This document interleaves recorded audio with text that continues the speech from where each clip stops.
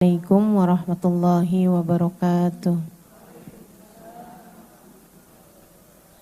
Alhamdulillah. Wassalatu wassalamu ala Rasulillah Muhammad ibn Abdillah wa ala alihi wa sahbihi wa man walah. Subhanaka la ilma lana illa ma 'allamtana. Innaka antal alimul hakim. Rabbi shrah li sadri wa yassir li amri wahlul 'uqdatan min lisani yafqahu qawli, amma ba'du.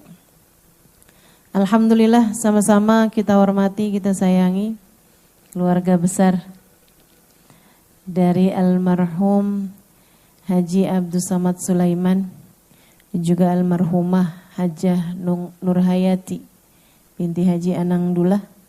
Kita doakan semoga anak, cucu, mantu selalu berada dalam limpahan rahmat ridha Allah Subhanahu wa taala, dalam lindungan dan bimbingan Allah Subhanahu wa taala.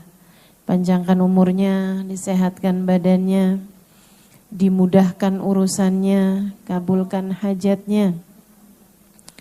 Semakin dicinta Allah Subhanahu wa taala dan Rasulnya. Amin ya rabbal alamin. Para ustadzah kita, Mukarramah Ustazah Budur Ba'bud, Ustazah Khadijah Asgaf, Umi Ida, para syarifah, para ustazah, serta ibu-ibu, teman-teman semua yang hadir di majelis ini. Semoga Allah Subhanahu wa taala senantiasa merahmati kita semuanya, mencintai kita semuanya, memberikan keberkahan pada kehidupan kita insyaallah. Menjadikan rumah tangga kita rumah tangga yang sakinah, mawaddah, warahmah, selalu berada dalam lindungan dan bimbingan Allah Subhanahu wa taala. Kita memasuki bab tentang wudu, tentang perkara-perkara syariat ya. Kemarin sudah menyampaikan tentang dasar-dasar agama.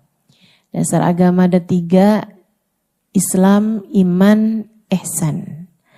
Nah, sesudah Sahibul Kitab menyampaikan mengenai dasar-dasar agamanya, kita kemudian sekarang diberitahu mengenai yang Islam.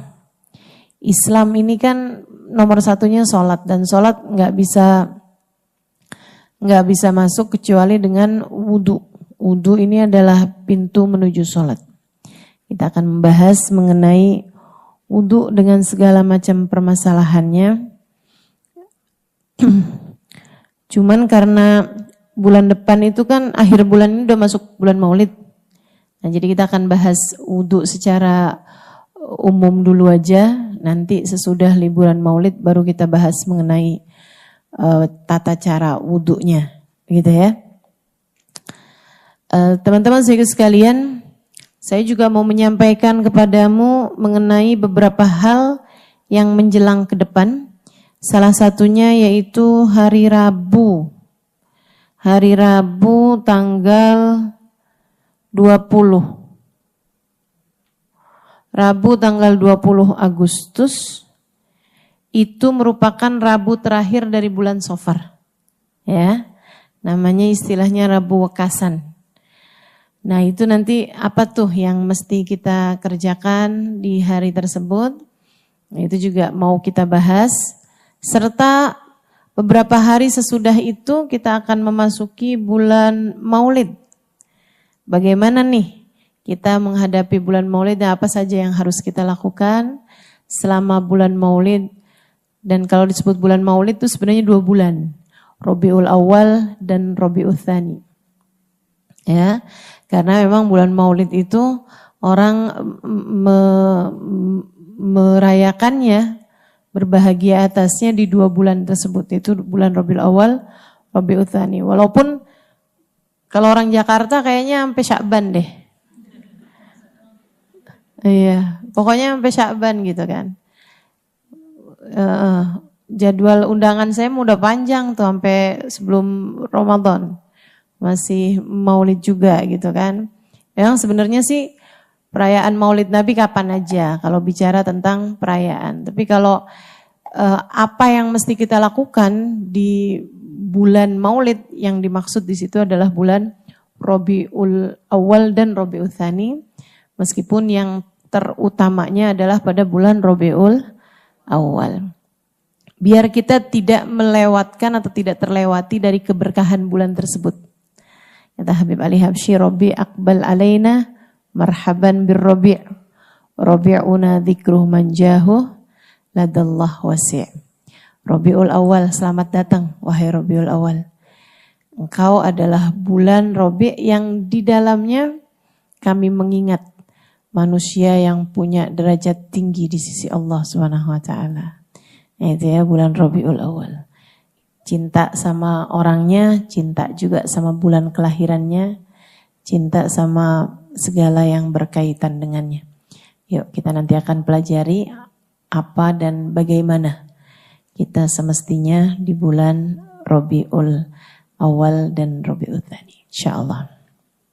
Jadi kita ada 3 pembahasan hari ini, kita akan langsung mulai aja dengan kita membaca suratul Fatihah serta niat belajar. Mudah-mudahan ilmu yang kita pelajari hari ini jadi ilmu yang manfaat buat kita sekalian. Jadi ilmu yang bawa keberkahan buat kita dan buat seluruh keluarga kita. Jadi ilmu yang jadi cahaya, sebab tidak semua ilmu jadi cahaya. Ada ilmu yang hanya masuk telinga kanan, keluar telinga kiri aja. Ada juga ilmu yang disimak dengan kedua telinga, dimasukkan ke dalam pemikiran, difokuskan oleh pemikiran, kemudian diturunkan menjadi cahaya yang memandu seluruh anggota tubuh untuk bergerak berdasarkan ilmu. Ilmu yang demikian yang kita minta pada Allah Subhanahu wa taala, insyaallah, ilmu yang bermanfaat, yang menerangi langkah kehidupan kita hingga kita sampai ke hadirat Allah Subhanahu wa taala dengan membawa cahaya ilmu. Amin ya rabbal alamin. Bismillahirrahmanirrahim. Nawaitu ta'allum wa ta'lim an-naf'a wal intifa' wal mudzakarah wat tadhkir wal ifadah wal istifadah wal hitha 'ala at-tamassuk bi kitabillah wa sunnati rasulillah sallallahu alaihi wa alihi wa sallam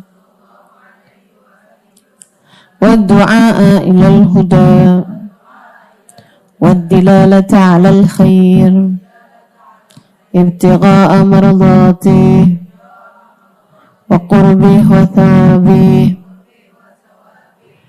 ma'al lutfi wal afiyah wa salahil aqibah birahmatika ya arhamar rahimin. La hadratin Nabi Muhammad sallallahu alaihi wasallam wa alihi washabihi wa drati wa ahli baiti waslim wa jumil anbiya wal mursalin wa awliyal kauni ajma'in wa nususun sayyidina muhajirin Muhammad bin Isa fakil muqaddam Muhammad bin Ali Balawi Sayyidil Habib Abdurrahman bin Muhammad As-Saggaf Sayyidil Habib Abdullah bin Abu Bakar Al-Aidarus wa akhril wujud Syekh Abu Bakar bin Salim wa usulim wa furim tumina sahib ratib Abdullah bin Al-Haddad Ahmad bin Zain Al-Habsyi wa Ali Mudal Habsyi wa jami' sadatina ali abi alawi ajma'in thumma ila rohil Mamul Ghazali Muhammad bin Muhammad Al-Ghazali at-Tusi summa ila rohi Sayyidina Syekh Abdul Qadir Al-Jailani thumma ila rohi arbatil a'immatil mujtahidin wa mughalidin fiddin ulama amilin fuqaha wal muhaddisin wal qurra wal mufassirin wa sadatis sufiyatil muhaqqiqin ajma'in anallahu yaflahum yarhamuhum wa ya'li darajatin bil jannah wa yanfa'una barakatihim wa asrarihim wa anwarihim wa ulumihim wa nafahatihim fid din wad dunya wal akhirah. Al-Fatihah. Bismillahirrahmanirrahim. Furudul wudu' sittah. Fardu-fardunya wudu ada 6. Al-awwal an-niyah, yang pertama adalah niat. Al-thani ghaslul wajah, yang kedua adalah membasuh wajah. Al-thalith ghaslul yadain ma'al mirfaqain, yang ketiga membasuh tangan sampai ke siku. Ar-rabi' mashu syai'in minar ra's, yang keempat adalah mengusap sebagian dari kepala. Al-khamis ghuslu rijlain ma'al ka'bain, basuh kaki sampai ke mata kaki. As-sadis at-tartib, yang keenam adalah tertib. Apa itu wudu? Al-wudu minal wada'ah bima'nal jamalah. Wudu itu dari kata-kata wada'ah yang artinya adalah keindahan. Kenapa wudu disebut wudu? Karena di dalamnya terdapat keindahan. Bahwa kamu mau menghadap Allah SWT harus dalam keadaan bersih, harus dalam keadaan tidak ada sesuatu yang kotor-kotor, harus baru habis kena air. Kebayang kalau misalnya wudu, sholat itu nggak pakai wudu gitu ya, mungkin ada yang ada itulah kotoran-kotoran di mata. Apa kotoran di mata namanya? Nyebutnya nggak enak ya. Begitu kan, ada kotoran-kotoran di hidung gitu ya. Nah, sementara kan kalau wudu itu kan membersihkan itu semuanya gitu. Jadi wudu dari asli kata, arti secara bahasanya adalah wada'ah bimakna jamalah, keindahan gitu.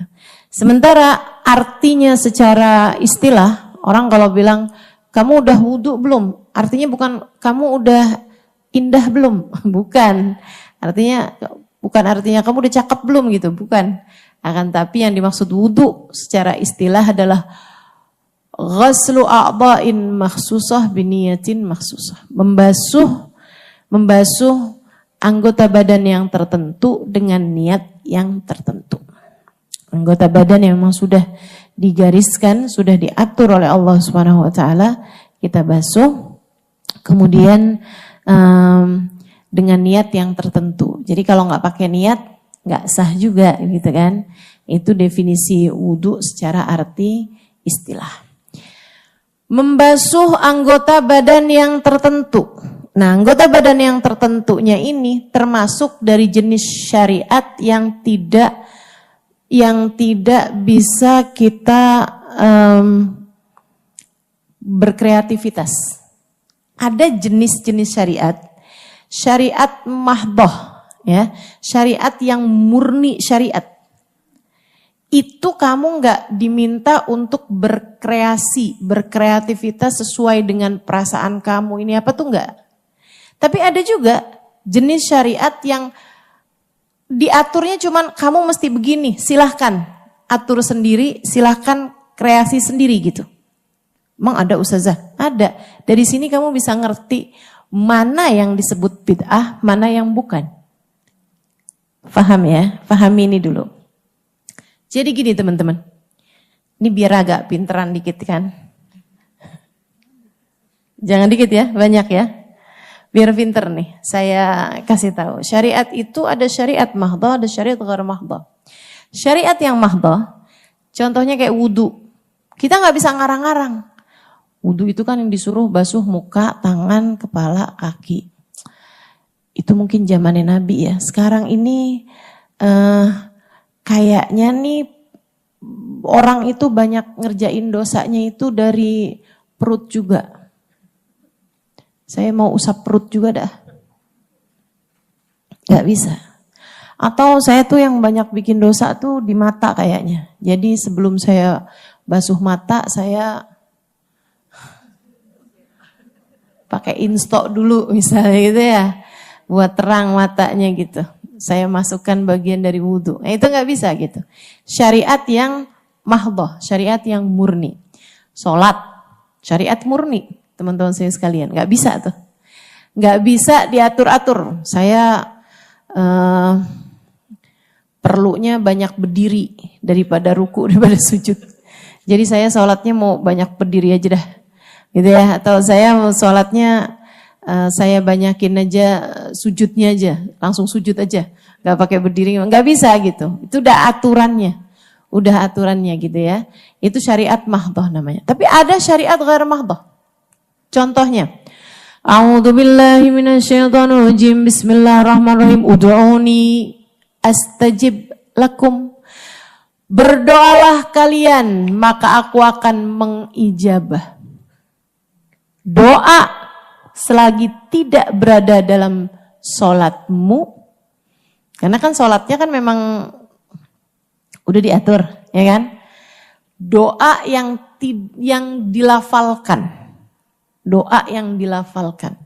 Selain di dalam sholatmu, itu silahkan kamu ikut apa yang kamu inginkan. Ikut mood kamu, ikut perasaan kamu, ikut kreativitas kamu. Gak apa-apa, boleh, karanglah apa yang paling kamu perlukan. Saudaraku sekalian saya muliakan, itu namanya syariat ghair mahdah. Jadi nggak ada ceritanya bid'ah dalam doa, tuh nggak ada ceritanya. Paham? Ya paham nggak sini? Paham ya? Nggak ada ceritanya bid'ah dalam doa gitu. Ini saya sampaikan karena ada orang, dia nanya sama saya, Ustazah, saya ini guru TK. Dia bilang, selama ini Ustazah, saya itu ngajarin anak-anak doa makan, doa buka puasa, doa segala macam doa kan. Di TK kan doa masuk kamar mandi, doa keluar kamar mandi. Belum lama ini Ustazah, ada anak yang ketika kami suguhin makanan, mau suruh baca doa sebelum makan, dia bilang, dia gak mau baca. Saya tanyain, kenapa kamu gak mau baca? Kata ibu saya, doa Allahumma barik lana fima razaqtana wa qina adzabannar itu bid'ah, gak pernah diajarin sama Nabi. Saya kaget dengernya gitu kan. Terus saya bilang, gimana nih Ustazah ngadepin kayak beginian nih? Bilangin sama anak itu, kamu kalau lagi ujian nak, gak usah doa minta lulus ujian. Bid'ah, gak pernah diajarin sama Nabi. Iya kan? Nabi gak pernah loh ngajarin doa biar lulus ujian. Lulus ujian sekolah itu loh. Gak ada tuh. Betapa susahnya gitu kan orang mau ngajarin doa. Doa Allah tuh meluaskannya. Ud'uni kata Allah. Berdoalah kalian. Niscaya akan aku ijabah. Apa aja. Ada satu orang penggembala kambing. Nabi Allah Musa denger dia. Dia ngomong kayak begini nih. Ya Allah, lagi doa. Jadi Nabi Musa lagi lewat di jalanan, kelihatan ada seorang penggembala kambing lagi doa. Doanya gini. Ya Allah, andai saja engkau adalah kambingku, aku akan membersihkan tubuhmu. Aku akan mencari kutu yang menyakitimu. Metanin ya. Tahu gak anak kecil di metanin? Aku akan menyisir bulu-bulumu. Aku akan memberikan makanan yang enak-enak untukmu ya Allah. Katanya gitu. Nabi Musa dengar itu. Astagfirullah. Kamu kalau doa tuh yang benar. Kamu itu namanya syirik.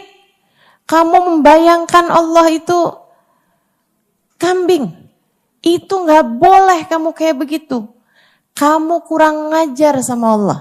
Ini saya baca ini di kitab I'anatut Talibin ala Syarhi Fathil Mu'in.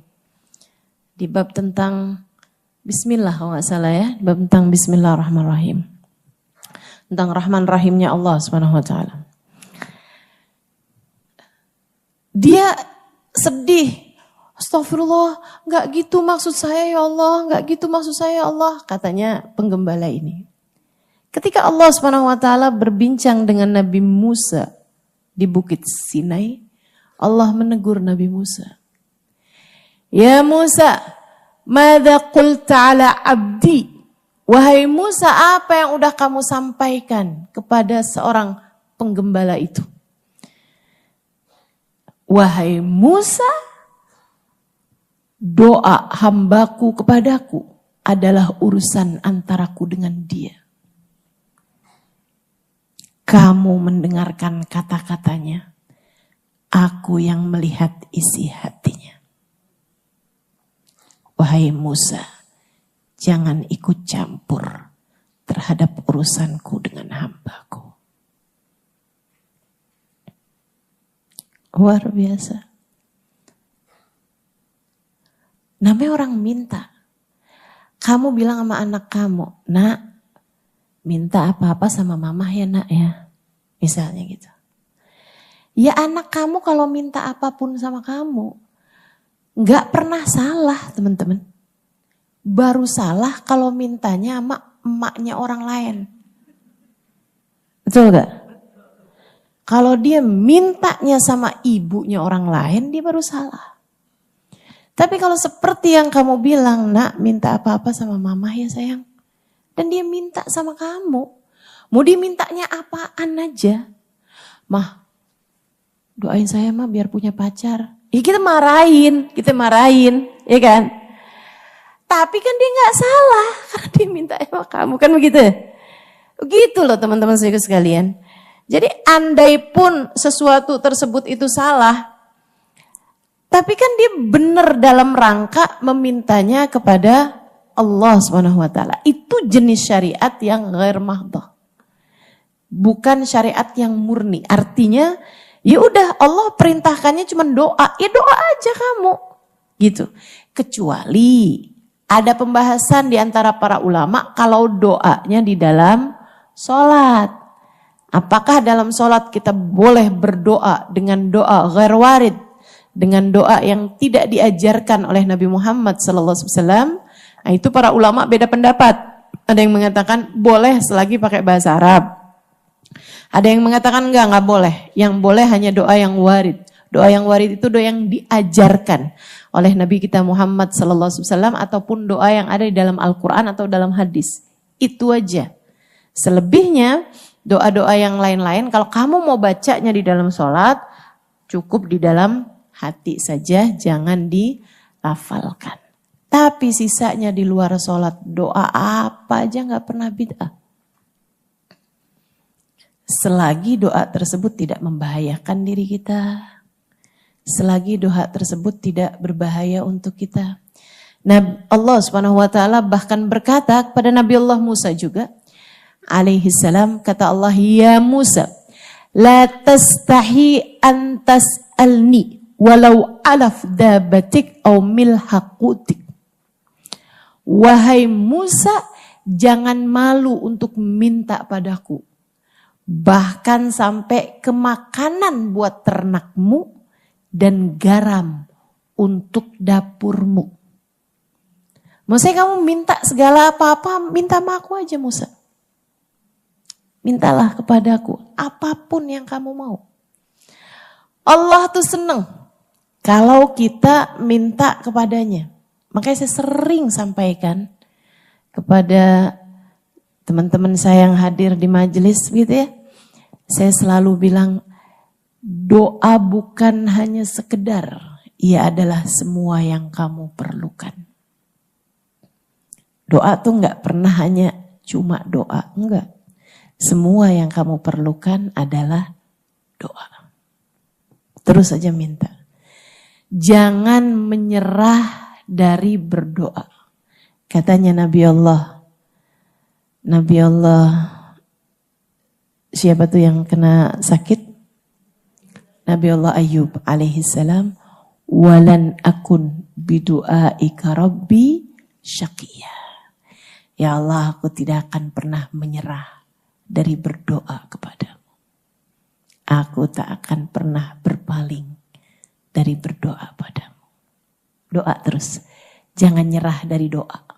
Allah masih mungkin untuk mengijabah. Allah masih mungkin untuk memberi. Selagi tanganmu masih terus bertengadah. Minta. Jangan sampai kita nyesel karena kita gak minta. Ada 2 orang kabarnya. Di akhirat nanti ibadah mereka nilainya sama. Tapi yang satu Allah naikkan ke Firdausul A'la, yang satu di surga bawahnya. Yang ada di surga bawahnya tuh dia protes. Ya Rabb, Saya sama teman saya, amalan kita sama, nilai kita sama, rapot kita sama. Tapi kenapa dia surganya Firdausul A'la sementara saya di surga bawahnya? Allah SWT mengatakan, huwa sa'alani wa huwa fid dunya. Dia selalu meminta hal itu ketika dia di dunia. Sementara kamu tidak melakukannya. Jadi nilainya sama, nih rapotnya nih sama. Tapi dia selalu minta surga Firdausul A'la, jadi Allah kasih. Sementara kamu enggak. Makanya Nabi Muhammad ngasih tahu kita tuh, idza sa'altumul jannah fas'alul firdausul a'la. Kata Nabi Muhammad, kalau kalian minta surga, jangan tanggung-tanggung. Mintalah surga Firdaus yang paling tinggi. Kalau ditolak turunnya ma'wa. Tapi kalau kamu doanya tuh, Allah masukin saya ke dalam surga, walaupun di emperan. Kalau ditolak, jangan dong. Walaupun di pinggiran gak apa-apa deh, ya Allah yang penting surga gitu. Jangan. Takutnya tolak, waduh bahaya itu ya. Begitu teman-teman saya sekalian. Itu jenis ibadah ghair mahdhah. Apalagi jenis ibadah ghair mahdhah. Innallaha wa malaikatahu yusalluna 'alan nabi. Ya ayyuhalladzina amanu sallu 'alaihi wa sallimu taslima. Sesungguhnya Allah dan segenap malaikat-malaikatnya bersolawat kepada Nabi Muhammad. Maka wahai orang yang beriman. Yang gak beriman gak wahai. Maka wahai orang-orang yang beriman. Sallu alaihi wa sallimu taslima. Ucapkan solawat. Bacalah solawat dan ucapkanlah salam kepada Nabi Muhammad sallallahu alaihi wasallam. Perintahnya sallu alaihi wasallimu taslima. Baca solawat, ucapkan salam. Bebas kamu. Ngucap salam Nabi bebas. Kamu mau bilang, assalamu alayka ya sayyidi ya Rasulullah. Boleh. Assalamu alayka ya Rasulullah. Boleh. Assalamu alayka ayyuhan nabi. Warahmatullahi wabarakatuh. Boleh. Assalatu wassalamu alayka ya Rasulullah. Boleh. Boleh juga. Ya Nabi salam alaika. Ya Rasul salam alaika. Ya Habib salam alaika. Tullah alaika. Boleh. Apapun aja. Namanya juga salam. Boleh-boleh aja. Kamu mau ucap salam pakai bahasa Indonesia. Salam untukmu, wahai seindah-indah manusia. Salam apa bukan salam? Salam. Bid'ah kah? Enggak. Enggak pernah bid'ah teman-teman. Semuanya boleh. Karena perintahnya ucapkan salam. Selagi itu adalah salam, selagi itu adalah sholawat, boleh. Orang bikin sholawat. Allahumma salli ala Sayyidina Muhammadin. Qad daqat hilati adrikni ya Rasulullah. Ya Allah, sampaikanlah sholawat kami kepada Nabi Muhammad. Qad daqat hilati. Telah sempit jalan saya ini, saya udah gak ngerti lagi. Adrikni ya Rasulullah, syafaati aku wahai Rasulullah. Allahumma salli ala Sayyidina Muhammadin tibbil qulubi wa dawaiha wa afiyatil abdani wa shifaiha nuril absari wa diyaiha wa ala alihi wa sahbihi wa sallim. Ya Allah, sampaikanlah solawat kami kepada Nabi Muhammad dengan sebuah solawat yang bisa menjadi sebab kesehatan bagi badan kami. Yang bisa menjadi sebab bagusnya hati kami. Jadi sebab sehatnya, selamatnya hati kami. Jadi sebab sehatnya badan kami. Jadi sebab terangnya pandangan mata kami. Boleh apa enggak boleh? Boleh. Allahumma salli ala Sayyidina Muhammadin. Salawat Nariyah gimana tuh? Allahumma sholli salatan kamilatan, sallim salaman taman, ala sayyidina Muhammadin alladhi tanhallu bihil uqad, tunfariju bihil kurab, tuqta bihil hawaij, tunal bihil raghaib, husnul khawatim, istasqal ghamam, wajihil karim, wa ala alihi wa sahbihi, bi kulli mahti wa nafasin, bi'adadi kulli ma'lumillah. Ya Allah, sampaikanlah solawat kami yang sempurna ya Allah. Solawatmu yang sempurna sampaikan kepada Sayyidina Muhammad. Tanhallu bihil uqad.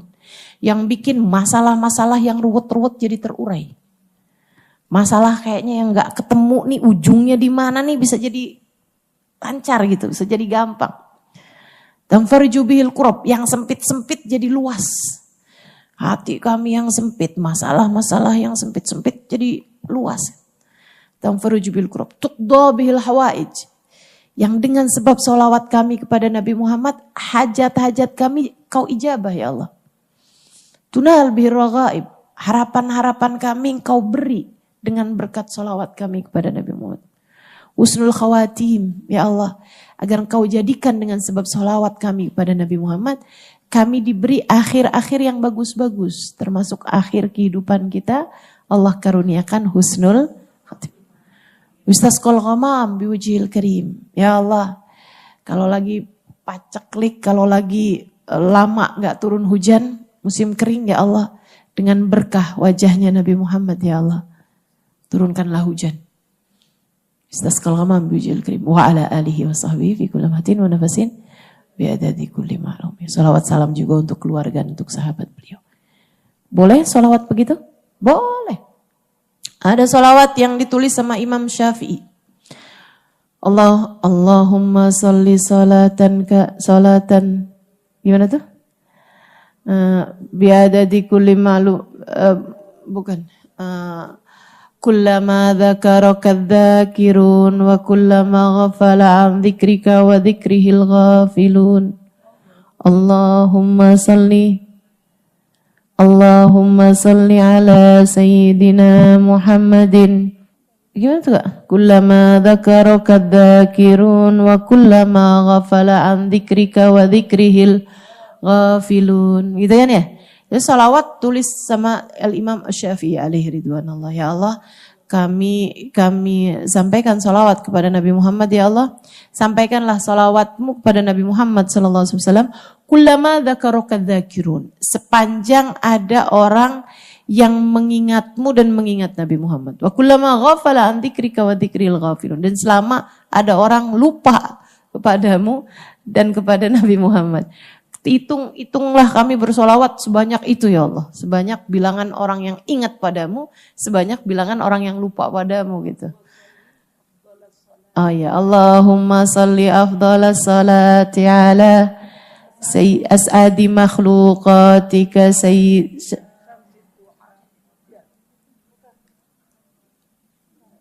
Syamsid duha wa ala alihi wa sahbihi wasallim adada makhluqatika kalimatika kullama dzakaraka dzakiruna wala an dzikrika wa dzikrihil ghafilun. Salawatnya Imam Syafi'i alaihi ridwanullah. Teman-teman saudaraku sekalian, ada banyak para ulama-ulama menuliskan bahasa cinta mereka kepada Nabi Muhammad.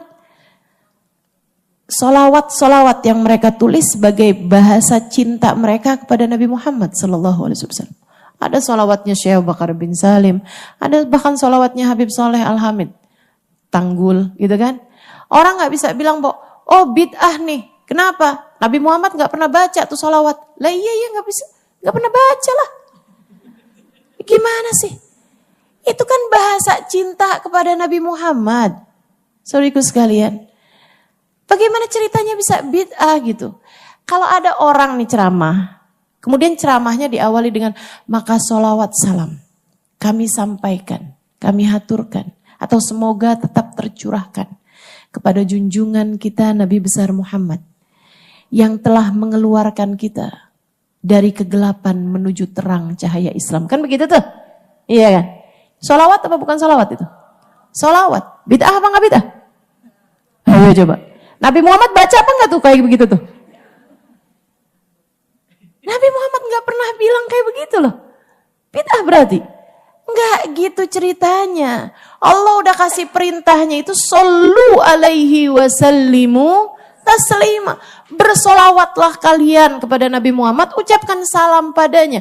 Maka segala bentuk solawat, segala bentuk ucapan salam yang merupakan bahasa cinta kepada junjungan kita Nabi besar Muhammad sallallahu alaihi wasallam, itu adalah sesuatu hal yang baik untuk kamu baca dan terhitung beribadah kepada Allah Subhanahu wa taala. Jelas sampai sini? Paham ya? Baik, kembali kepada wudhu. Jadi yang namanya wudhu itu adalah ibadah yang mahdhah. Nggak bisa kita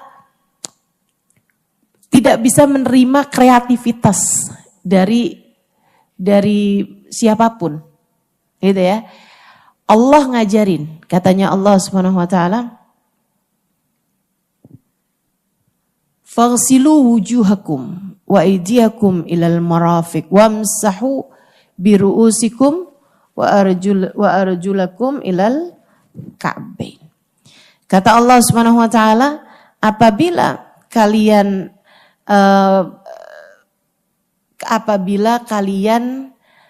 bersentuhan, idza lamastumun nisa falam tajidu ma'an fatayammamu sa'idan thayyib. Kata Allah Subhanahu wa taala, ya ayyuhalladzina amanu idza qumtum ilas shalah faghsilu wujuhakum wa aydiyakum ilal marafiq. Ya ayyuhalladzina amanu, wahai sekalian orang-orang yang beriman, idza qumtum ilas shalah, apabila kalian mau menuju kepada salat, faghsilu wujuhakum, maka basuhlah wajah kalian, kemudian tangan kalian sampai siku, kemudian usap kepala kalian, gitu ya. Kemudian basuhlah kaki kalian sampai mata kaki. Itu perintah Allah Subhanahu wa taala dalam Al-Qur'an, dan Nabi Muhammad dicontohkan wudu ini. Nabi lihat di malam pertama, di hari pertama sesudah malamnya Isra Mi'raj, besokannya Nabi Muhammad SAW didatengin malaikat Jibril. Makanya walaupun Isra Mi'raj itu terjadi di waktu malam, sholat pertama yang dilakukan oleh Nabi Muhammad itu bukan sholat subuh. Bukan juga sholat isya. Karena kan malam tuh kan, mestinya kan sholat pertamanya isya. Tapi enggak, Nabi belum melaksanakan sholat isya. Belum tahu caranya. Diperintahkannya kan malam. Kemudian paginya subuh Nabi juga belum sholat. Belum tahu caranya. Belum tahu juga waktunya apa segala macam, belum tahu. Baru Nabi Muhammad itu didatengin malaikat Jibril untuk sholat duhur. Makanya namanya duhur. Awwalus sholatin dhahara fil Islam. Sholat pertama yang tampak dalam Islam. Namanya duhur, itu artinya tampak. Muncul. Gitu ya. Nah, awal sholatin dhahara fil Islam. Sholat pertama yang muncul dalam Islam, yang tampak dalam Islam, yang terlihat dalam Islam adalah sholat duhur. Pagi itu sholat duhur, siang itu ya sholat duhur. Nah itu sebelum sholat, malaikat Jibril wudhu. Nabi Muhammad lihat. Habis itu Nabi Muhammad kerjain wudhunya. Habis itu Nabi Muhammad sholat diimami oleh malaikat Jibril. Awal waktu duhur. Malaikat Jibril datang lagi. Ngajarin sholat lagi awal waktu asar, maghrib, isya, subuh. Besokannya hari kedua berarti kan. Malaikat Jibril datang lagi untuk sholat duhur di akhir waktu duhur. Jelang asar. Kemudian datang lagi untuk sholat asar di akhir waktu asar. Demikian pula dengan maghrib, isya, dan subuh. Malaikat Jibril kemudian mengatakan, as-shalah ma baina hatainil waqtain. Salatnya ada di antara dua waktu tersebut. Jadi salat duhur awal waktu sampai akhir waktunya jelang asar. Salat asar awal waktunya jam segitu ya, akhir waktunya jelang maghrib. Salat maghrib juga begitu sampai dengan jelang isya. Salat isya juga begitu sampai dengan jelang subuh. Tapi salat subuh enggak kemudian akhir waktunya sampai dengan jelang duhur. Enggak. Tapi akhir waktunya adalah ketika terbit matahari. Begitu. Jadi yang ngajarin wudhu malaikat Jibril, Nabi Muhammad lihat. Bukan kemudian Nabi Muhammad turunin nih ayat letterlock gitu kan tentang wudhu, kemudian Nabi Muhammad memperkirakan mungkin begini enggak. Malaikat Jibril turun. Itu namanya syariah mahdhah ya. Syariat atau murni, ajaran yang murni, tidak bisa menerima kreativitas. Dan dari semua yang dilakukan Nabi Muhammad SAW itu wudhunya nggak pernah ganti-ganti. Sama halnya dengan sholat juga Nabi nggak pernah ganti-ganti. Nggak pernah ada ceritanya Nabi sholat duhur, kadang-kadang rukunya duluan, kadang-kadang sujudnya duluan gitu. Nggak pernah. Nggak pernah. Selalu aja begitu Nabi sholatnya. Berdiri dulu gitu ya, baca Fatihah, baca surat, ruku, i'tidal, sujud, duduk, sujud, bangun. Selalu begitu. Dan selalu saja duhur 4 rakaat, asar 4 rakaat, subuh 3 rakaat, maghrib. Iya udah tau lah. Kan tadi duhur ke asar ya ke maghrib.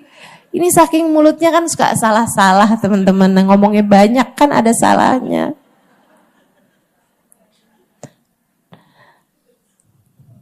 Protes aja.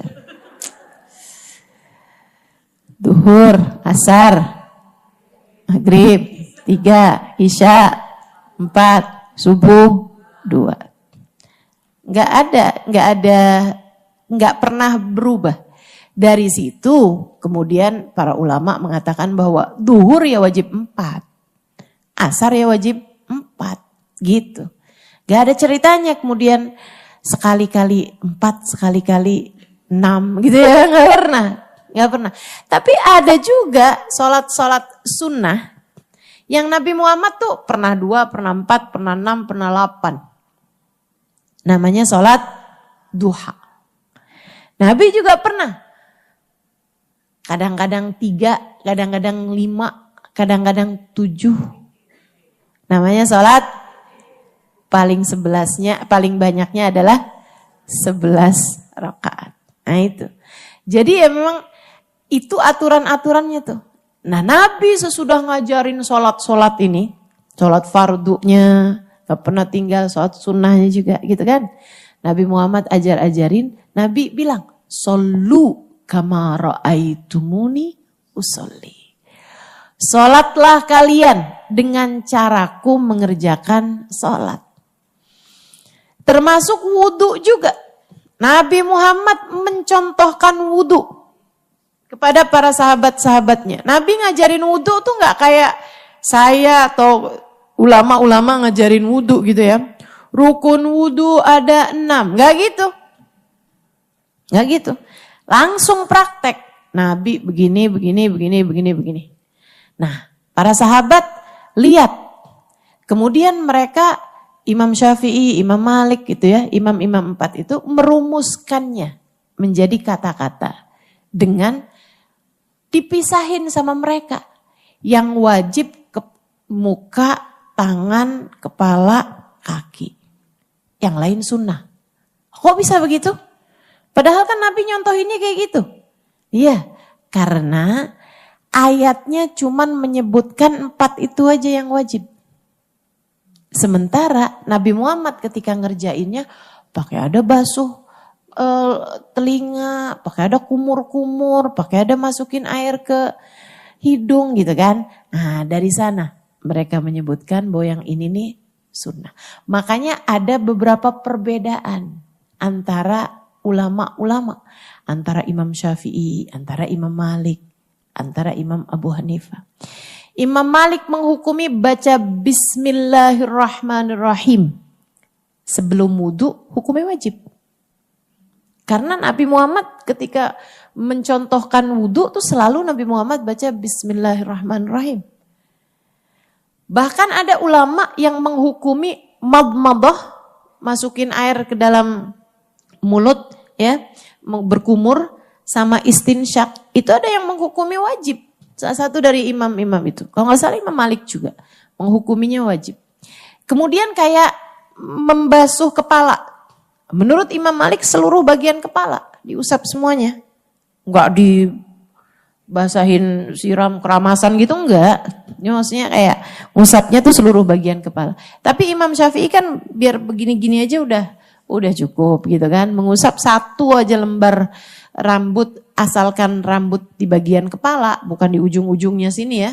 Rambutnya panjang, diusap-usap ujungnya doang. Nah itu enggak sah. Maksudnya kalau masih di bagian kepala walaupun satu helai rambut, itu udah cukup menurut Imam Syafi'i. Jadi ada perbedaan-perbedaan. Kenapa itu ada perbedaan-perbedaan? Karena itu tadi gitu kan. Karena Nabi mencontohkannya. Nah ketika mereka merumuskannya menjadi bahasa, menjadi kata-kata yang jelas untuk umat ini kan, biar pada gampang gitu fahamnya. Nah itu terjadilah beberapa perbedaan pendapat di antara para ulama-ulama kita.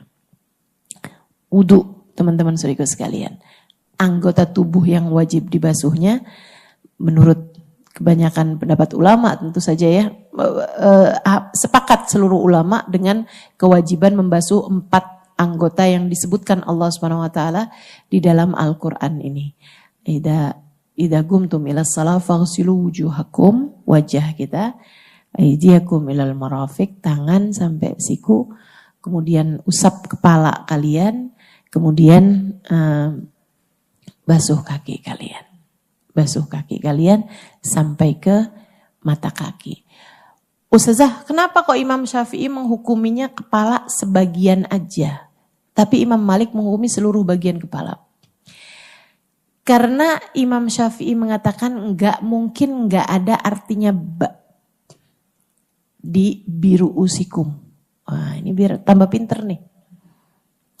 Ayatnya bilang, faghsilu wujuhakum. Basuhlah wajah kalian. Enggak pakai bi. Faghsilu wujuhakum. Basuhlah wajah kalian. Langsung ke subjek. Enggak pakai dengan. Gitu ya. Faghsilu wujuhakum wa aydiyakum. Basuhlah tangan kalian sampai ke siku. Wujuhakum wa aydiyakum wamsahu bi ru'usikum. Usaplah dengan kepala kalian. Usaplah kepala kalian. Tapi ketika mengusap kepala itu Allah taruhin kata-kata bi.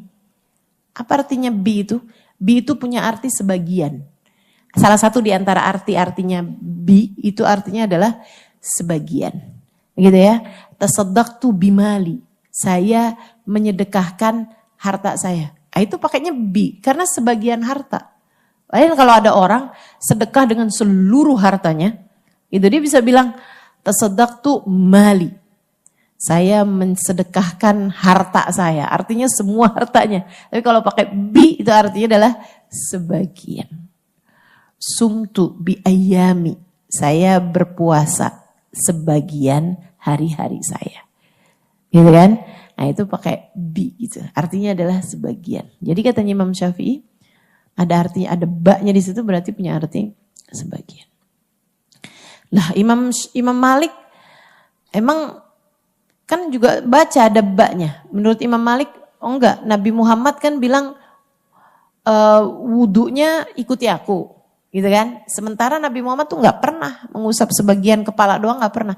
Nabi selalu mengusapnya seluruh bagian kepala. Jadi ayat ini diterangkan oleh fi'ilnya Nabi Muhammad, oleh perlakuannya Nabi Muhammad sallallahu alaihi wasallam, sehingga kita kalau wudu yang lihat wudunya Nabi enggak pernah mengusap sebagian kepala, Nabi selalu mengusap seluruh bagian kepala.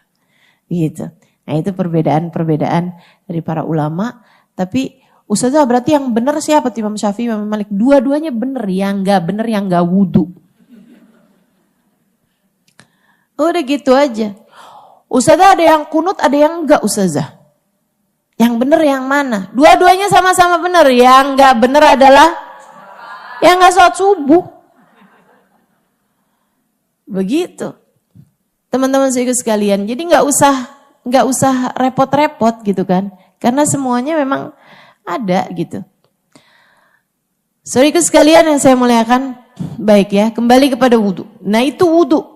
Membasuh anggota badan yang tertentu dengan niat yang tertentu. Kenapa kok sekarang jadi, kan berarti kan 4 nih Ustazah. Muka, tangan, kepala, kaki. 4. Kenapa kok jadi 6? Karena innamal a'malu binniyat. Segala perbuatan tergantung dari niatnya. Karenanya orang bisa aja basuh muka, basuh tangan, basuh kepala, basuh kaki. Gak pakai niat wudhu. Kita kalau capek-capek atau kalau mau nyari-nyari seger-seger, gerah-gerah, pasti kan yang kamu usap apaan? Muka. Habisnya muka biasanya apa? Tangan. Iya kan? Habis tangan kayak berasa kepala gitu. Habis itu baru terakhir kaki. Itu kayak emang secara umum aja orang memang melakukan hal yang semacam ini gitu. Karenanya kemudian kata Imam Syafi'i, biar membedakan mana kebiasaan, mana sekedar orang tradisi aja atau kebiasaan aja ngusap-ngusap muka, tangan dan seterusnya, dengan kita sedang berwudu diperlukan adanya niat. Nah, Imam Syafi'i kemudian menuliskan niat sebagai bagian yang pertamanya. Dan kemudian ibda'u bima bada Allahu bih, kata Nabi Muhammad SAW, awalilah dengan yang disebutkan duluan sama Allah. Allah menyebutkannya muka duluan, tangan, kepala, kaki. Nabi Muhammad juga kalau wudhu selalu aja urut-urutannya tuh gak pernah kepala duluan dari tangan, tangan duluan dari wajah tuh gak pernah. Karenanya kemudian Imam Syafi'i mewajibkan adanya tertib, berurutan sesuai dengan urut-urutan yang Allah Subhanahu wa taala tuliskan di dalam Al-Qur'an. Sebagai bagian terakhir dari rukunnya wudu ini tadi, gitu ya. Jadi tambah niat sama tambah tertib. Tertib artinya berurut-urutan sesuai dengan muka, kemudian tangan, kemudian kepala, kemudian kaki. Baik, saudaraku sekalian saya muliakan. Sekarang saya mau ngasih tahu kepadamu hukum-hukumnya wudu. Ada berapa hukumnya wudu? Ada 4. Karena sesuatu yang ada hukumnya itu sunnah. Hukum itu kan sebenarnya ada 5 ya. Hukum itu kan ada 5. Apa aja coba? Wajib, sunnah, mubah, makruh, haram. Kalau dia diperintah dengan perintah yang kuat, hukumnya adalah wajib. Kalau dia diperintah tapi perintahnya berupa anjuran, hukumnya adalah sunnah. Kalau dia boleh ngerjain, nggak ngerjain sama aja, hukumnya adalah mubah. Kalau dia dilarang dengan larangan yang kuat, hukumnya adalah haram. Kalau dia dilarang tapi kayak yang sebaiknya jangan kamu kerjain deh, gitu ya, hukumnya adalah makruh. Itu hukumnya ada 5. Nah, para ulama mengatakan sesuatu yang memang disyariatkan, diperintahkan gak pernah datang hukum mubah. Jadi hukumnya itu ada kemungkinan datang 4 aja. Salah satunya adalah dalam hal wudu ini. Wudu wajib. Kapan? Ketika kita batal wudunya atau kita gak punya wudu dan akan mengerjakan sholat, tawaf, pegang Quran. Hukumnya wajib wudu. Ya kan kita? Hukum wudu menjadi wajib kalau kita mau mengerjakan sholat sementara kita batal wudunya. Hukum wudu bisa sunnah. Kapan hukum wudu sunnah? Kalau kamu mau baca Quran tanpa pegang, itu wudu hukumnya adalah sunnah. Kayak sekarang nih kan, ada yang gak punya wudu kan? Banyak kan nih kan yang gak punya wudu. Kalau saya bilang, Misril Fatihah. Ibu baca Fatihah wudu dulu apa baca aja langsung? Baca aja langsung. Surat Fatihah kan merupakan bagian dari Al-Quran. Ya kan? Tapi kita langsung baca aja. Jadi gak apa-apa Ustazah, baca Quran gak pakai wudu. Boleh. Dengan syarat gak pakai pegang Quran. Yang wajib punya wudu adalah urusan pegang Quran. Kalau bacanya itu nggak wajib untuk punya wudu, walaupun punya wudu baca Quran pahalanya lebih banyak daripada yang baca Quran nggak punya wudu. Kapan lagi wudhu sunnah? Banyak nih ya. Mau belajar, kita nih sunnah punya wudhu. Nih kayak sekarang ngaji nih. Ngaji ini beda loh antara yang punya wudhu sama yang gak punya wudhu. Ustazah bisa bedain gak? Gak bisa saya mah. Gak bisa saya sih bedain mana yang punya wudhu, mana yang gak punya wudhu. Tapi nilainya di sisi Allah SWT itu gak sama. Antara orang yang duduk hadir majelis punya wudhu sama yang gak punya wudhu. Teman-teman sekalian, mau tidur wudhu, hukumnya adalah sunnah. Ustazah, kan kalau sentuhan sama laki-laki kan batal nih wudhunya. Saya tidurnya barengan sama suami, gimana dong Ustazah? Pas saya pakai kaos kaki, kerudung, gitu ya. Suaminya mau pergi majelis juga. Istrinya bilang, biar ngimpinya bagus. Itu aurat gitu kan. Nggak gitu teman-teman, nggak apa-apa. Ya kita wudhu aja. Wudhu aja, kalau kemudian tersentuh ya udah nggak jadi masalah gitu. Ya jadi masalah. Begitu yang pernah saya tanyakan kepada Habib Bana Umar bin Hafid. Ya, Umar bilang wudhu aja, habis itu sentuhan yang nggak jadi soal gitu. Seenggaknya mengikuti pendapatnya Imam Malik yang mengatakan bahwa sentuhan laki perempuan tidak membatalkan wudhu kecuali dengan syahwat ya. Ya, sama suami makan nggak apa-apa juga syahwat. Sehingga sekalian yang saya muliakan, gitu. Jadi wudhu itu juga sunnah sebelum tidur. Bahkan wudhu atau punya wudhu itu sunnah dalam segala keadaan. Bagus kalau kamu sering-sering punya wudhu. Al-wudhu silahul mu'min. Kata Nabi Muhammad, wudhu adalah senjatanya orang yang beriman. Jadi kamu kalau keluar rumah punya wudhu, itu kayak orang bepergian perang atau apa dan kamu punya senjatanya gitu. Apalagi buat laki-laki terutamanya ya, tinggal di Jakarta nih, tinggal di kota besar gitu kan, di jalan-jalanan lihat perempuan-perempuan buka-buka aurat, cakep-cakep. Mereka tentu perlu senjata lebih kuat. Makanya sarankan kepada suamimu untuk keluar rumah punya wudhu.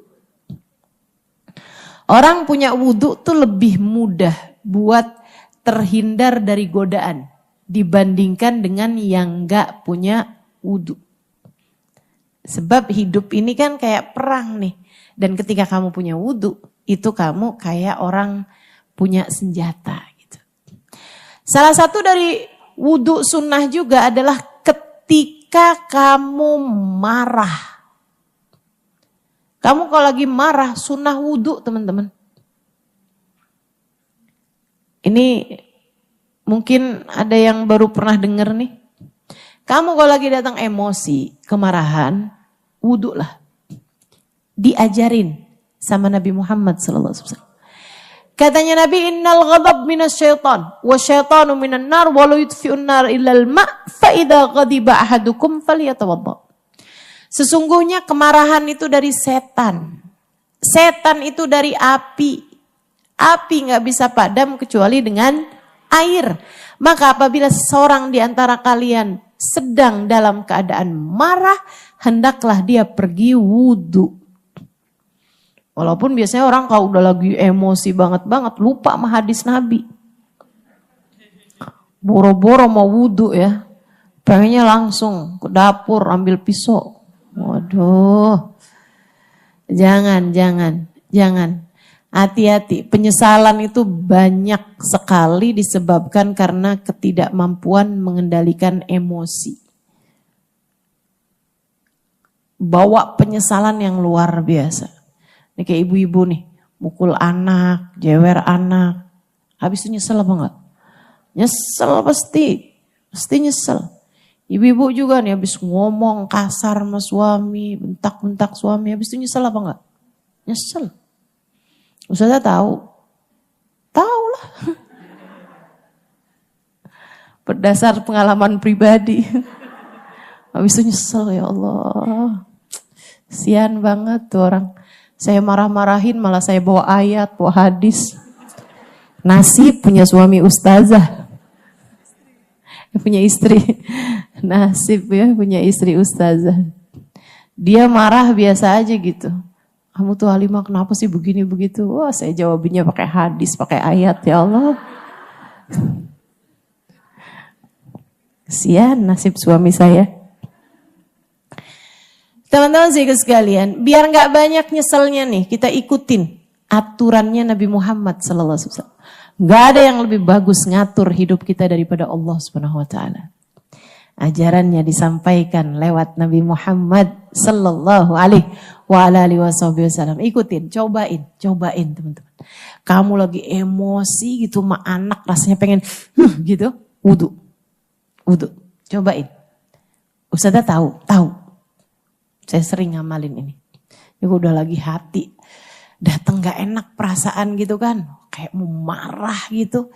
Ketika ada sesuatu hal terjadi tidak sesuai dengan ingin kita, padahal kita udah pesan-pesan tolong ya gitu kan. Atau kerjain ya ini, ternyata sesuatu tersebut terjadi tidak sesuai dengan apa yang kita inginkan. Itu kan kita emosi tuh.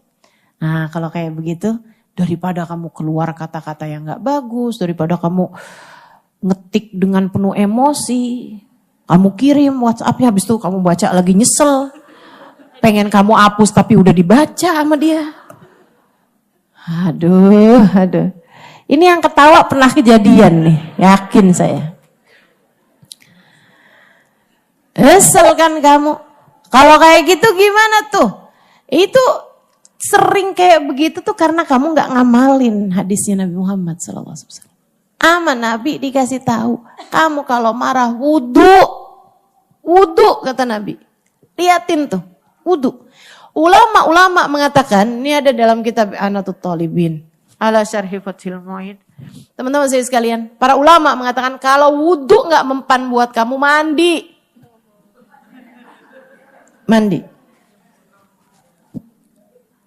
Siram. Kalau mandi juga nggak mempan buat kamu, berendam aja dulu.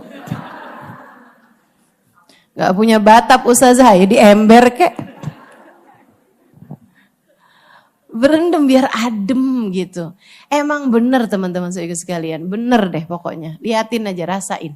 Emang bener-bener yang namanya kemarahan tuh dari setan. Begitu kamu wuduin, jauh lebih adem, jauh lebih tenang, jauh lebih adem, jauh lebih.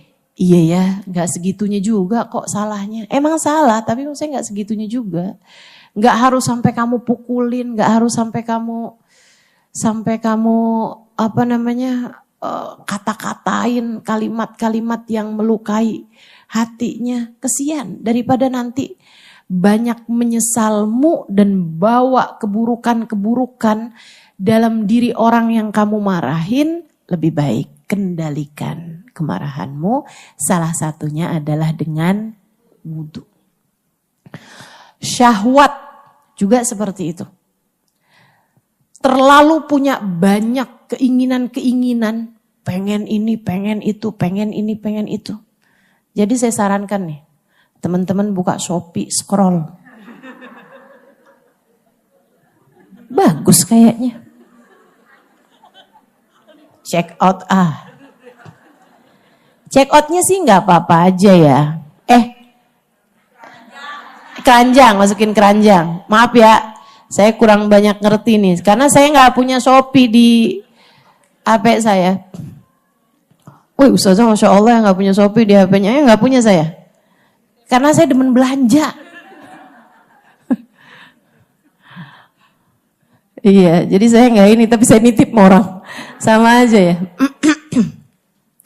Jadi itu kan, kalau kamu kok scroll, masukin keranjang habis itu kayaknya cakapan yang ini, masukin keranjang lagi, sampai 99 lebih. Keranjangnya nih banyak banget ya.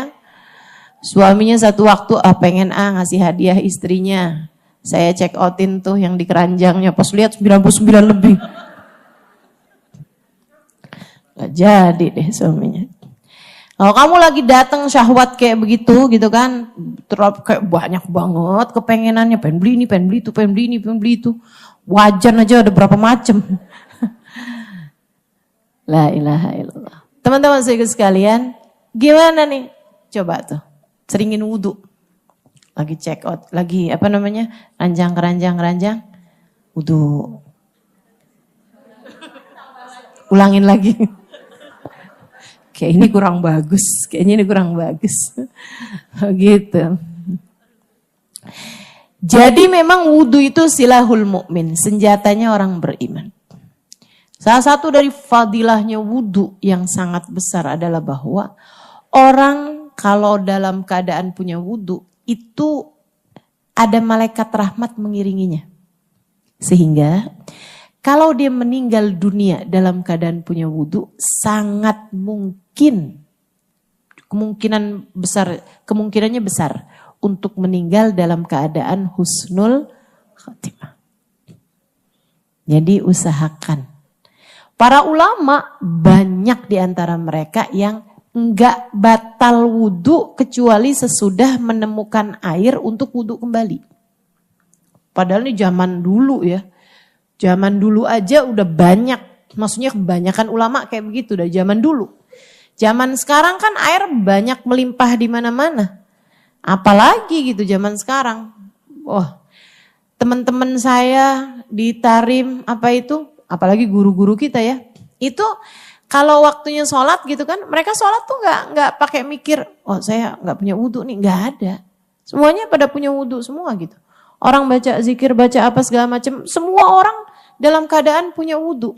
Mereka nggak akan batalin wudhunya kecuali sesudah di hadapan air. Kalau memang mau buang angin sekalipun, nah itu mereka pastikan udah deket sama air gitu. Untuk mereka wudhu kembali. Demikian para guru-guru kami. Keadaannya tuh selalu aja punya wudhu. Teman-teman saudaraku sekalian yang saya muliakan, makanya ada cerita Syekh Jazuli ketika menulis kitab Dalailul Khairat. Ya. Ada tuh kan kitab Dalailul Khairat. Teman-teman mungkin tahu juga ya, mungkin ada yang ngamalin juga kitab Dalailul Khairat, kitab sholawat yang ditulis oleh Sayyidina Syekh Al-Jazuli alaihi ridwanallah. Syekh Jazuli itu dulunya beliau enggak nulis kitab sholawat, tapi seorang ulama ahli fikih terkemuka pada masa tersebut. Satu waktu beliau lagi bepergian di sebuah kampung ketika berasa pengen batal wudhunya. Beliau mau batal gitu wudhunya. Jadi beliau cari-cari untuk air gitu, cari-cari air. Dapatlah sumur di belakang rumah seseorang. Jadi beliau pun batalin wudhunya. Ya.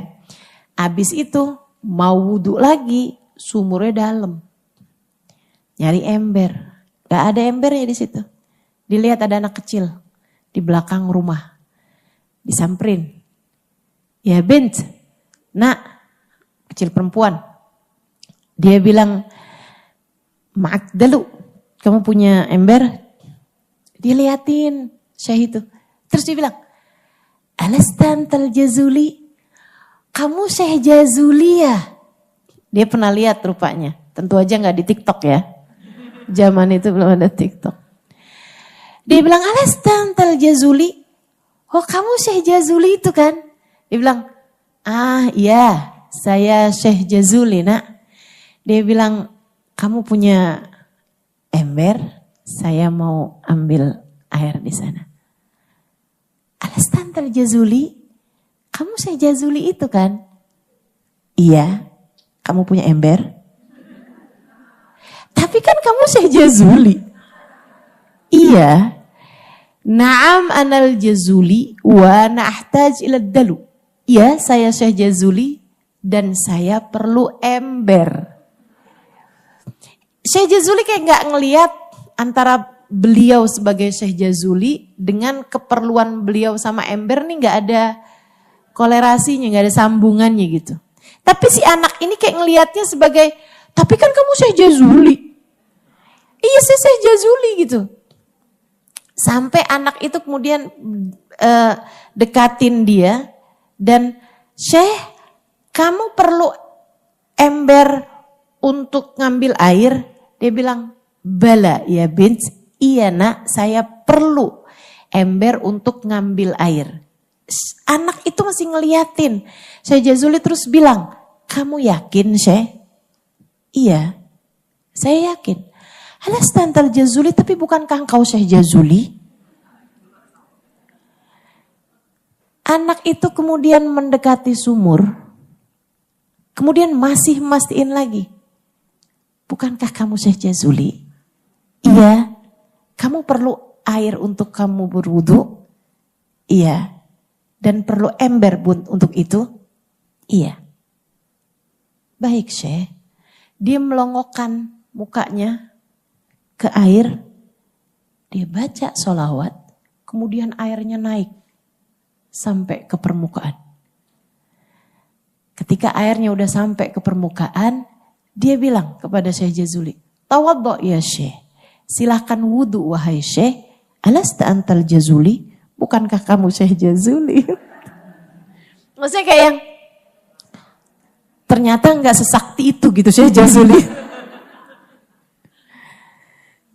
Syekh Jazuli wudu, katanya Syekh Jazuli, fatawadda'tu ana mustaghrib.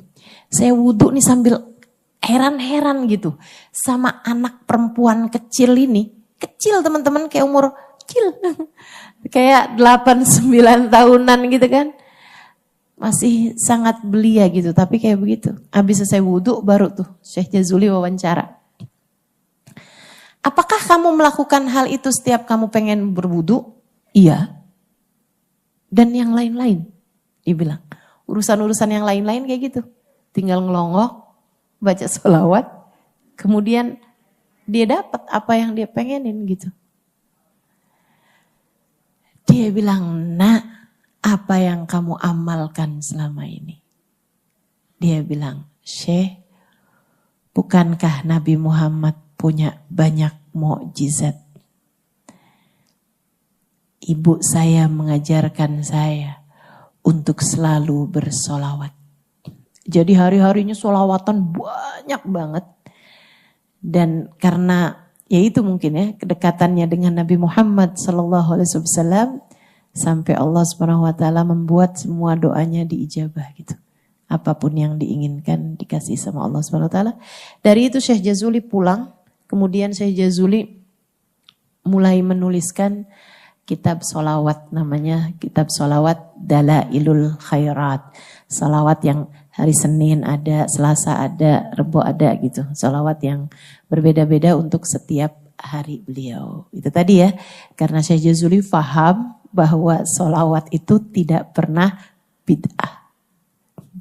Karena bahasa cinta untuk Nabi Muhammad SAW bisa kamu tuliskan.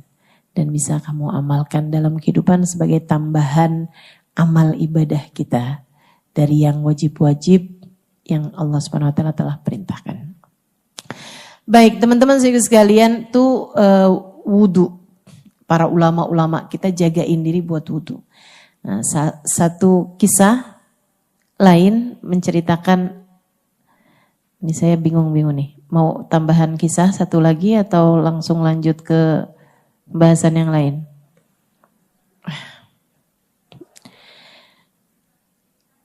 Oke. Emak-emak di mana-mana sama aja ya. Senangnya diceritain. Saudariku sekalian yang saya muliakan, Abul Hasan Asy-Syadzili. Nah, tadi Syekh Sya'roni, sekarang kita mau cerita tentang Abul Hasan Asy-Syadzili. Itu adalah seorang ulama terkemuka, ya, pemimpin Thariqah Syadziliyah, pemimpin Thariqah Syadziliyah, zikiran-zikiran yang banyak juga diambil oleh para habaib-habaib kita juga. Salah satunya adalah zikir beliau namanya Hizbul Bahr lil Imam Abul Hasan Asy-Syadzili alaihi ridwanallah. Beliau ini selain adalah seorang ulama yang sangat terkemuka, beliau juga seorang ahli kimia. Ini keren nih. Sehingga dapat julukan alkemis. ya, seorang ahli kimia pada zaman beliau. Ada seorang pemuda, dia belajar kimia sampai kemudian ada seseorang bilang sama dia bahwa kalau kamu belajar kimia mendalam, lama-lama kamu bisa mengubah sesuatu menjadi emas. Dia pun kemudian berpikir, wah kalau saya bisa pelajari ilmu ini sampai saya bisa mengubah sesuatu menjadi emas, kan itu gampang banget hidup saya. Saya tinggal ubah aja. Saya masukin zat ini sampai akhirnya bisa jadi emas, kaya raya saya. Saya nggak usah kerja lagi, saya nggak usah ngapa-ngapain lagi, dan apa yang saya miliki ilmu tersebut itu bisa saya patenkan menjadi ilmu yang bermanfaat buat umat manusia.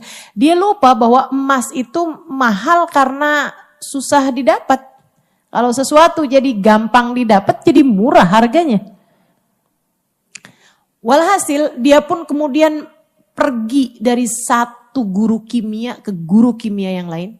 Pergi dari satu ilmuwan ke ilmuwan yang lain untuk dia belajar mengubah sesuatu menjadi emas. Dan dia tidak berhasil menemukannya. Sampai kemudian dia mendengar ada seseorang yang bisa mengubah sesuatu menjadi emas, yaitu Syekh Abdul Hasan Asy-Syadzili alaihi ridwanullah. Maka beliau pun datang ke sana. Punya pesantren ya Syekh Abdul Hasan Asy-Syadzili ini. Dia datang ke Syekh Abdul Hasan Asy-Syadzili. Dia bilang, ya Syekh, ini ya bayangin ya, ada orang datang ke pondok pesantren. Dia bilang, Syekh, saya datang ke sini bukan mau mondok. Terus kamu datang ke sini membuat apa? Ditemuin sama kiainya nih. Dia bilang, saya datang ke sini Syekh, mau belajar mengubah sesuatu menjadi emas. Itu kalau saya bayangin nih, kalau kiai sekarang gitu kan, ya nak, dunia ini bukan tujuan nak. Kalau kamu tujuannya pengen begitu silahkan. Jangan datangnya ke pondok pesantren begitu kan. Tapi ulama-ulama kita itu hatinya memang luas, hatinya penuh rahmat. Jadi dia bilang, oh boleh kalau gitu. Silahkan tinggal di sini. Tapi kan gak ada yang gratis ya nak ya. Kamu belajar di sini, saya janji akan ngajarin kamu mengubah sesuatu jadi emas. Dengan syarat kamu tinggal di pesantren sini 1 tahun. Gak pakai pulang 1 tahun. Tahun depan, mulai dari hari ini, tahun depan persis, kayak tanggal sekarang, saya akan mengajari kamu ilmu mengubah sesuatu menjadi emas. Dengan 2 syarat. Apa itu Syekh? 1, kamu harus sholat berjamaah dengan saya di masjid. Pokoknya jamaah terus tuh di masjid. Dan tidak tertinggal takbiratul ihramnya imam. Itu 1. Ama yang kedua, kamu harus selalu berada dalam keadaan punya wudhu. Tiap kali batal, kamu harus segera wudhu kembali. 2 syarat itu aja. Sisanya yang lain, kamu gak usah tahajud kalau kamu gak mau. Gak usah ngafalin Al-Quran kalau kamu gak mau. Kamu gak usah ngafalin hadisnya Nabi. Kamu gak usah duduk belajar sekolah ini apa segala macam kayak yang lain-lain. Kan peraturannya santri kan panjang biasanya tuh. Mesti hadir ini, hadir itu, hadir ini, hadir itu. Kamu gak usah hadir semuanya. 2 itu aja. Selama 1 tahun. Kamu punya wudhu, gak batal. Sama yang keduanya, kamu harus selalu sholat berjamaah. Gak tertinggal dari takbiratul ihramnya imam. Siap Syekh. Anaknya sungguh-sungguh.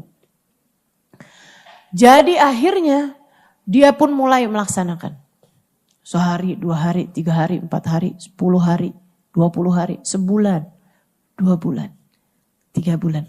Teman-teman, dia gak tahu bahwasanya Nabi Muhammad pernah mengatakan, man sallal subuh fi jama'ah wa isya fi jama'ah. Man shalla fi jama'ah arba'ina yawman. Siapa yang sholat berjamaah selama 40 hari.